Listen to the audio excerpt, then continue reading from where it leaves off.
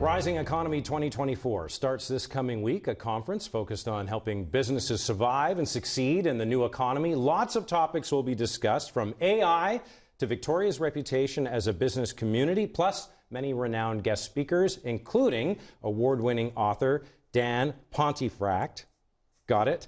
A culture change expert whose latest book, Work-Life Bloom, How to Nurture a Team That Flourishes. It tackles work-life balance, and maybe, Dan, maybe that's a bit of a myth. And we hear work-life balance talked about so much, yet you're saying not so much. It's a total myth. I mean, at the end of the day, what are we doing?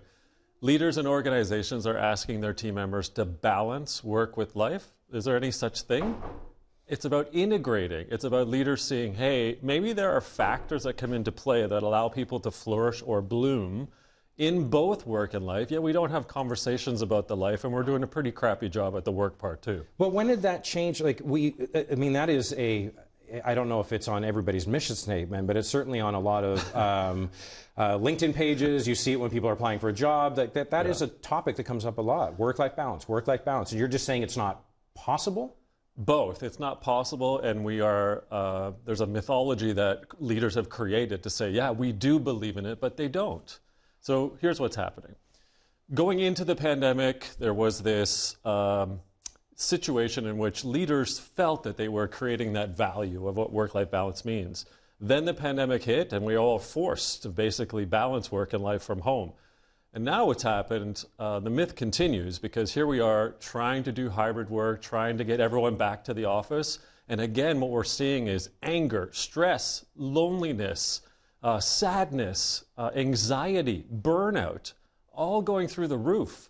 And so from 10 years ago, we said we were doing it, to today, we're not doing it. And there's some terrible situations happening. What was the hook for you when, I mean, because you would have heard it, you've worked for many different companies, you spoke at different events, you've written many, many books. At what point were you like, wait a minute, I need to evaluate and analyze work-life balance and whether this actually exists? I think I'm part of the problem. Okay. Like, quite frankly, years and years I believed that it was a thing as well. And it was only until I stepped out of the fire of the executive corporate world where I realized fully, with 3 teenagers, a beautiful wife, and just life and work integrated, I'm like, what am I doing? I'm not blooming in either. Maybe there are certain conditions or factors that I should be thinking about and researching and finding out, well, what does make people tick in both work and life? So that's why I tried to crack the code. But yeah, I'm culpable. Okay. So I won't give you a hard time for that. But so what's the out of this then? If you call it blooming, what do you mean by that? And how do people then find what isn't work-life balance, but find some, I guess, happiness, some ease, some joy? Well, it starts with yourself. I mean, you have to look in the mirror every day and say, well, whether it's your hair or my no hair, you got to look in the mirror, right? You got to say, who am I today? How do I want to be? What do I want to be known for? And when you start asking those type of esoteric to philosophical questions, you got to be honest with yourself. Do I have joy? What brings me joy in work and life? So is it that I don't have any friends? Friends in the community or friends at work? Do I not feel trusted at work or in my community? Do I not feel as though I have the skills, whether it's AI or otherwise, to profit both personally, professionally?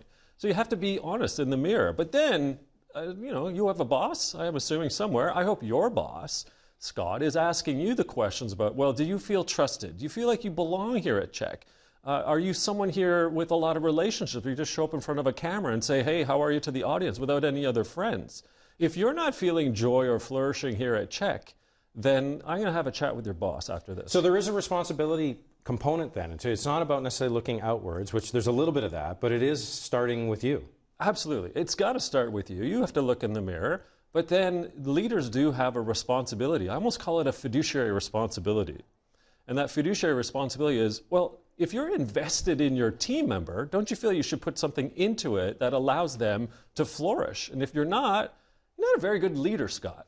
As we wrap up here, what would you tell a leader, a manager that maybe is struggling to get a culture going or wants more joy at work? What is one thing they can do by injecting some sort of shot of inspiration or joy into their company?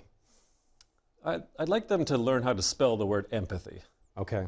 When you can empathize with someone, what they're going through, and have a conversation through that dose of empathy and say, hey, how are you doing? Not how you doing, Scott, but how are you really doing?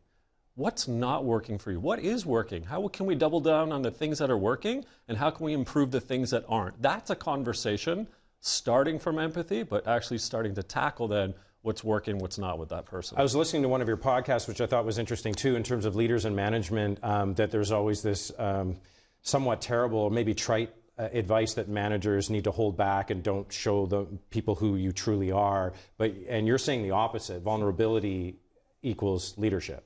There is no badge of leadership honor wearing a Teflon suit to work every day. We're human beings. We have emotions. We have things going on at home. We have elderly parents or kids that aren't doing well. We have issues with our car. We might not make a mortgage or a rent payment that month. There are real issues that we tackle as human beings. We bring them to work, spoiler alert. So let's start having humanistic conversations about that. Dan, absolute pleasure getting to know you. Thank you so much for coming in. Lots more will be talked about on Rising Economy. You can head to ourrisingeconomy.com, and Dan will be the keynote speaker on March 6th.